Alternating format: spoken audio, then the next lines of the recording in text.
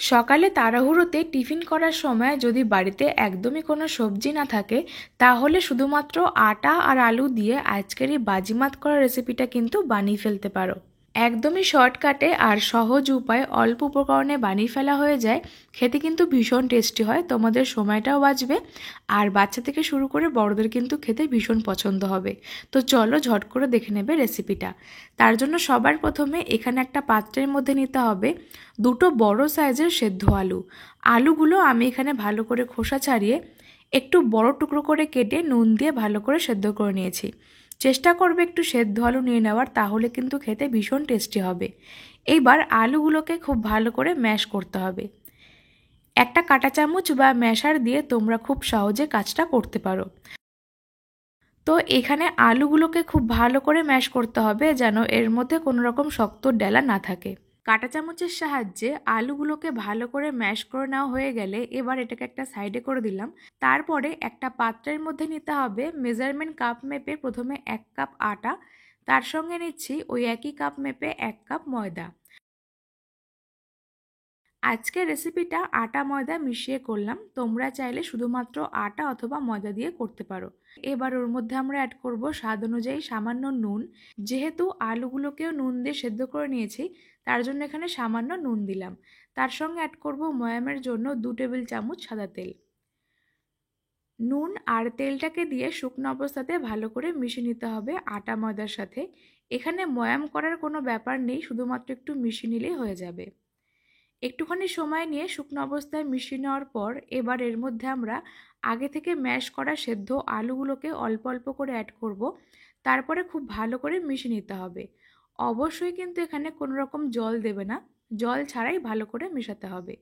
যেহেতু সেদ্ধ আলুর মধ্যেও একটা স্টার্চ রয়েছে, তার জন্য খুব সহজে দেখবে মেশানো হয়ে গেছে আর এটা মাখতেও কোনো রকম জল লাগবে না।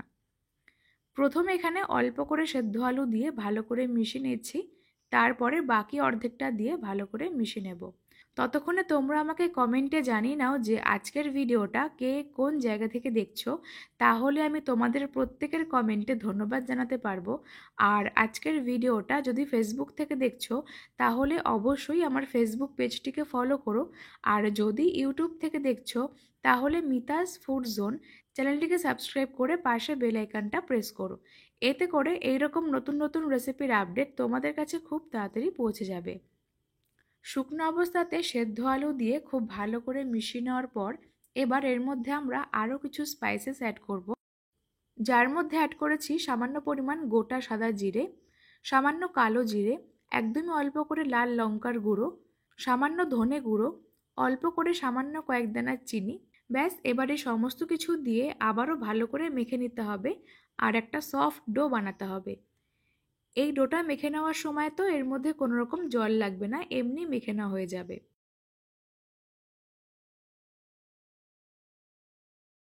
দেখতেই পাচ্ছ সেদ্ধ আলু দেওয়ার কারণে কিন্তু এটা এমনি মেখে নেওয়া হয়ে গেছে, এর মধ্যে কিন্তু আর কোনো রকম জল লাগেনি।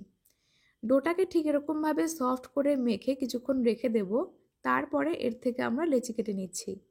মিডিয়াম সাইজ রেখে এর থেকে কিন্তু মোটামুটি 4টে মতন লেচি হয়েছে, তোমরা সেই মতন আটা বা ময়দার পরিমাণটা কম বেশি করতে পারো।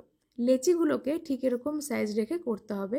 তারপরে অন্যদিকে একটা পাত্রের মধ্যে নিতে হবে একটা কাঁচা ডিম, তার সঙ্গে অ্যাড করব স্বাদ অনুযায়ী নুন, সামান্য পেঁয়াজ কুচি, সামান্য কুচনো কাঁচা লঙ্কা, অল্প করে রসুন বাটা বা রসুন গ্রেট করা।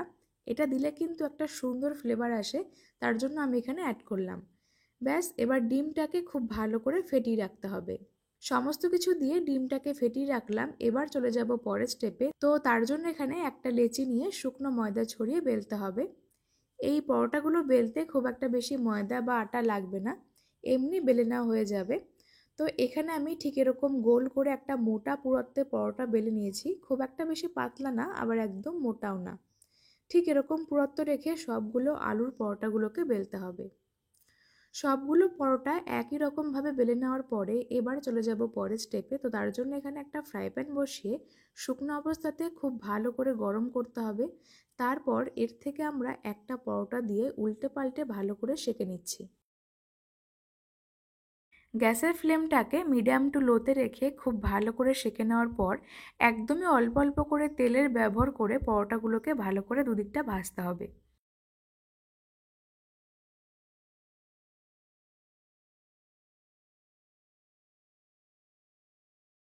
তো এখানে আমি চামচে করে একদমই অল্প অল্প করে দুদিকটা তেল ছড়িয়ে ভেজে নিচ্ছি উল্টে পাল্টে। যখন দেখবে যে পরোটাগুলো দুদিকটা ভালো করে ভাজা হয়ে গেছে, তখন একটা সাইডে ওই ডিমের ব্যাটারটা যে আমরা আগে থেকে বানিয়ে রাখলাম, সেই ডিমের গোলা থেকে অল্প অল্প করে 2 থেকে 3 টেবিল চামচ ডিমের গোলা ওপরে দিয়ে ভালো করে ছড়িয়ে দিতে হবে। তারপরে একটা সাইড খুব ভালো করে ভেজে নিতে হবে ডিমটাকে দিয়ে। দেখতেই পাচ্ছ আমি এখানে কাজটা কিভাবে করলাম।